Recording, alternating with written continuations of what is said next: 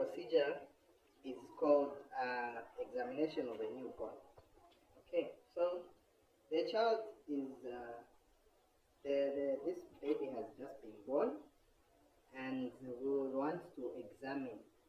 So usually in your Osce, since examination of the whole body can take long, we usually bring the head and the chest, or the abdomen, chest, or the lower extremities, however the scenario comes.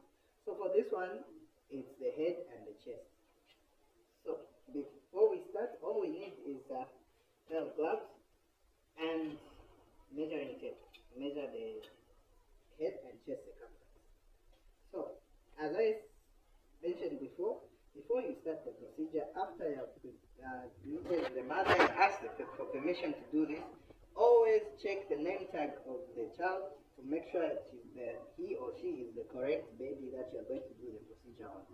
Okay, as we go through the whole procedure again, do not forget to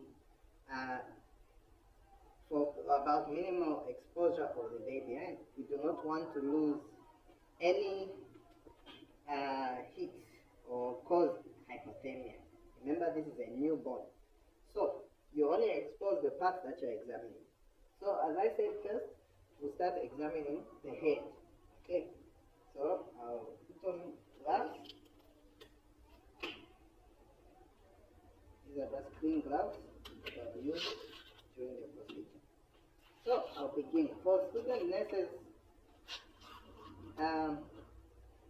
when we begin to examine, you first look at the general appearance of the child.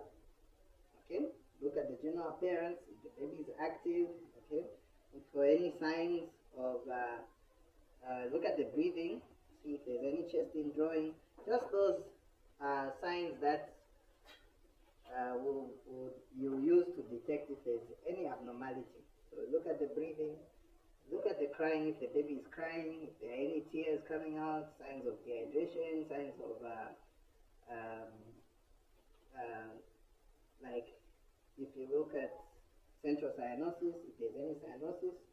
So if all those danger signs are not there, then you can begin the procedure. So now I'll start with the head. So I'll look at the general appearance of the hair. Okay, it should be nice and shiny. The hair on for the baby, if there is enough hair, not brittle, you know that malnutrition can start in utero.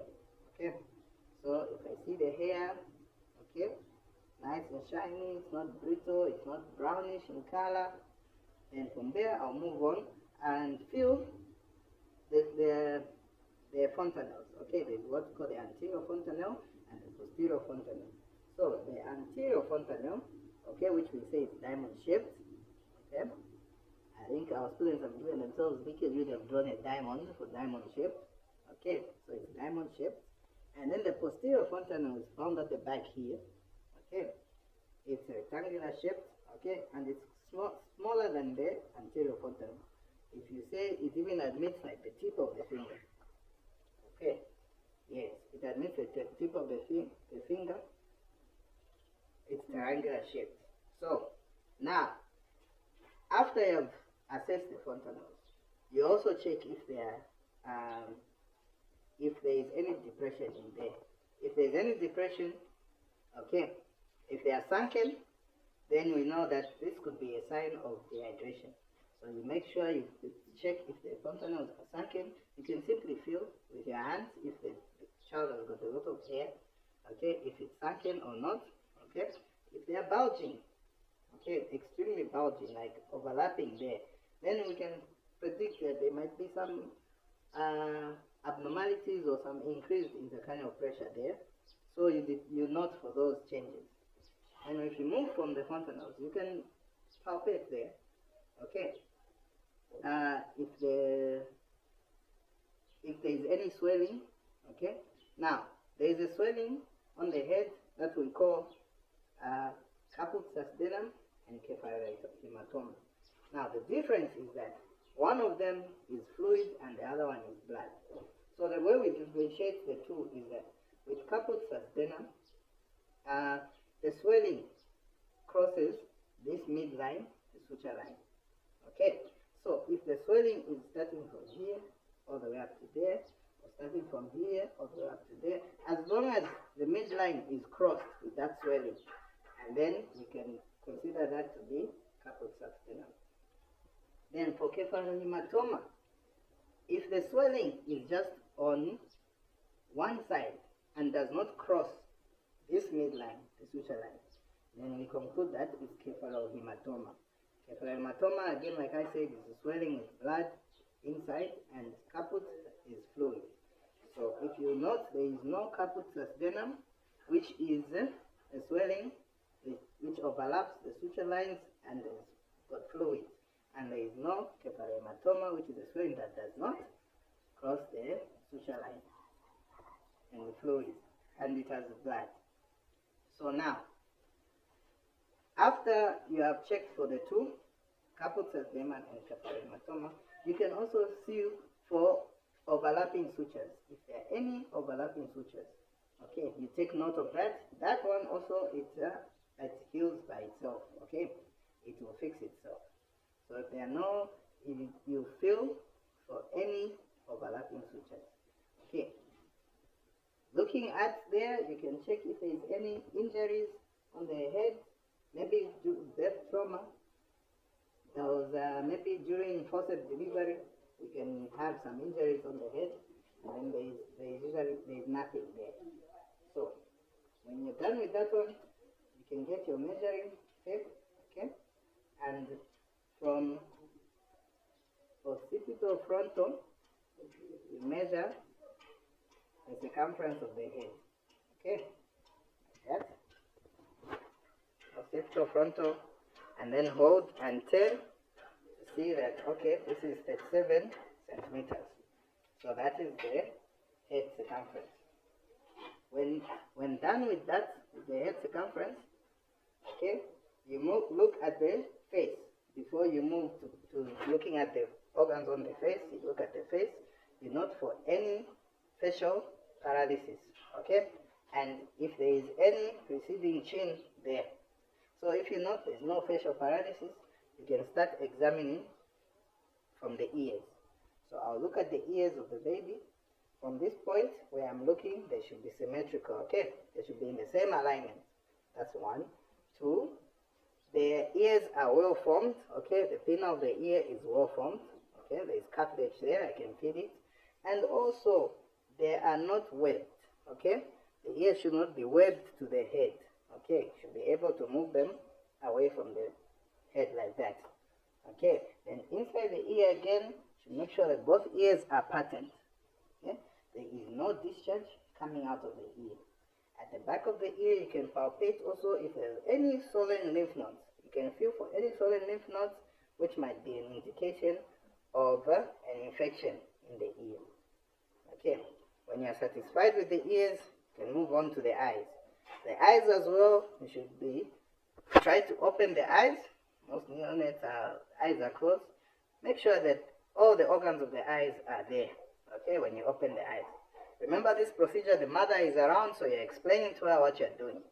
Then now, in the same eyes, we can look for neonatal conjunctivitis, okay?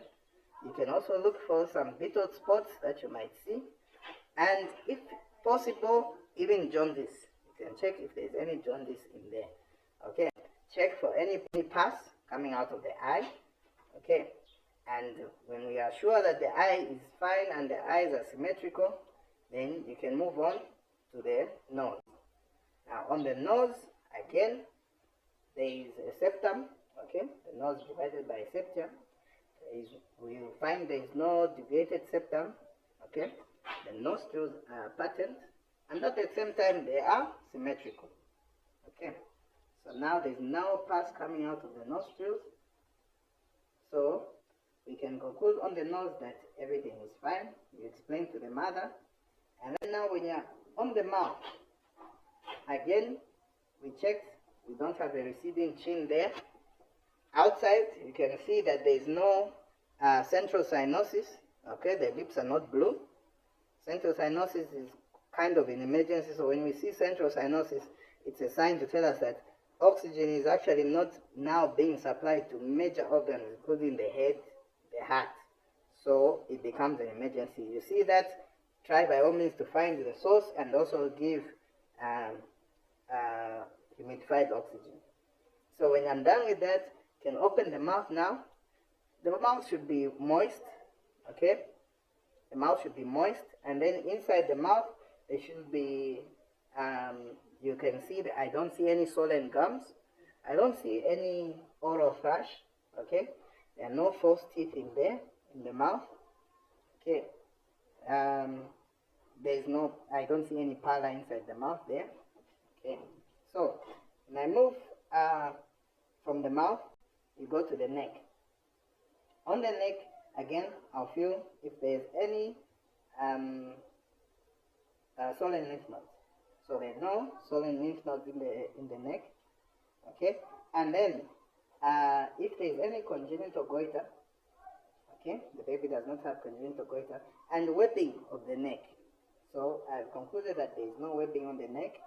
So now I'll come to the chest. Okay, I'll look at the general appearance of the chest. Yes, the nipples there, they are present and they are symmetrical. I don't see any rash. Okay, any sores. We did injure the baby when he was being born. And then I'll look at the rise and fall of the chest. Okay, as the baby is breathing, I'll note that I don't see any signs of chest indrawing, okay, or intercostal recessions, meaning that the child might be in distress. So now, after I've seen that these are not there, I'll also measure the chest circumference as well. The way we did on the head, we'll measure the chest as well. So, same thing for the head. Lift the child up, measure the chest, center like that. 33 centimeters. It is 33 centimeters. So now, the chest circumference is 33 centimeters. You have to also count the respirations. You count the respirations and count the heart rate. After you're done with that and you're satisfied that the baby is just fine, of which the procedure was just so that you check the head and the chest. So you can place the baby